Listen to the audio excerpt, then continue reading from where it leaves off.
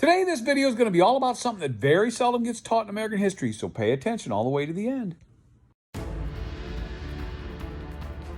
Back in the 1960s, America was very different. This isn't very often taught in American history classes or in history books, but there was a place in Greenwich Village, about a mile stretch, or a block stretch I should say, between a place called Howard Johnson's and Mama Chicken Rib. Halfway in the middle, there was a mafia-owned bar called the Stonewall Bar.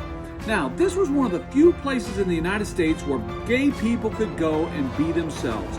They could go there and be out, be open, and be themselves. Now, today, it's all about coming out and making your gay pride known.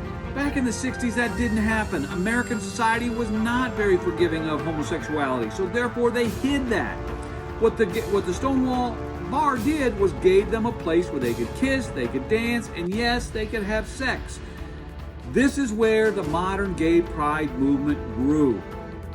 Back in 1964, New York was the site of the World's Fair. The mayor promised to clean up the streets and make their city presentable for the world. So he ordered the police to go in and start cleaning up Greenwich Village, where many gay New Yorkers were starting to hang out, a place called the Stonewall Bar.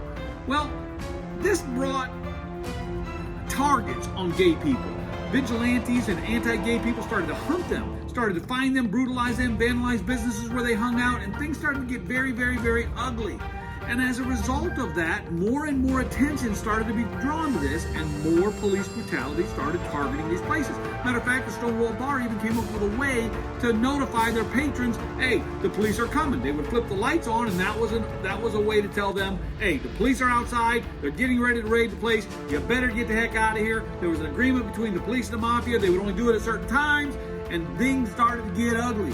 You gotta understand the context where the Stonewall riot started to grow out of. There was the Black Panthers, there was Malcolm X, there was Martin Luther King, there was women movement, there was anti-war protests. All this stuff was going on, but the gay community never did come together because they were still kind of hiding from society. They still did not feel they could safely become openly homosexual back in the early or mid-1960s at this point.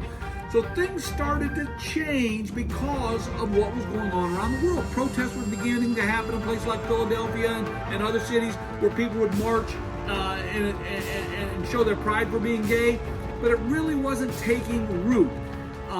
There was just too much submission of the gay community for anything like that. There's a Joan Baez song where it says, "Nice ways always fail." Well, that's kind of what was going on right now. All things started to come to a head in 1969 when Mayor John Lindsay, New York City mayor, who was trying to get reelected, wanted to be the law and order candidate. He was saying, we are going to clean up these streets. And some police officers went to the Stonewall Bar and they were going to make some arrests, which was pretty common at that point. But what happened this time was people started to throw pennies because cops, they were called cops, copper, they were throwing pennies at the police, they were kind of dancing around, they were trying to make this into a big joke. I'm talking about the patrons of the bar were starting to do that. And as a result of that, one lesbian was just having none of it. The police were trying to arrest her and she was resisting arrest. And the more she arrested, the more brutal it got. And the more brutal it got, the more worked up the crowd got, and things started to get nasty. And this is the beginning of what we call the Stonewall riots. The more the police fought, the more the patrons fought back, and soon the police were surrounded and they had nowhere to go. So what did the police do? They barricaded themselves, of all places, inside the Stonewall Bar. There was a crowd of protesters outside. They were starting to set fires. It was starting to look very much like a riot. It was starting to be a very big uprising. The crowd started growing and people started seeing what was going on. Everything was getting crazy. The police were getting scared. What are they going to do? Are more reinforcements going to come? Well, soon reinforcements did come. And it's just like most riots. The police made the line. They pushed there, but there were so many protesters at this point.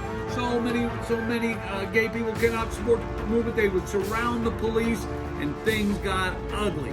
To make a short story out of this, eventually the streets did get cleared, but that didn't end things. Now, gay people for the first time were starting to feel like they had a voice, they had a choice, they had some allies. And the next night, same thing would happen. Huge crowds of people, this time bigger. More police came, more conflict came. Things started to get ugly again. It was starting the movement. Now, as a result of all of these violent protests, they were starting to get some news in the media. It still wasn't making the news on TV because there was too much other stuff about the Vietnam War and about all that kind of stuff. So they decided, let's have our own parade. The organizers of this parade had no idea how many were coming. They thought maybe 10 people would show up. When they started on, I think it was Christopher Street, and they were marching up 7th Avenue, and they were going to go to Central Park. And they were going to carry signs, and they were going to talk about gay people have rights too. And thousands of people showed up. The movement was starting to gain momentum. Black Panthers were joining them. Anti-war protesters were joining in. They wanted to bring attention, and now it was starting to get covered on the news. People who follow this still say this was the very first ever gay pride parade, something that we now see all throughout the United States as gay Americans try to gain equality, try to gain marriage rights, try to gain adoption rights, etc., etc., etc., and the movement was born.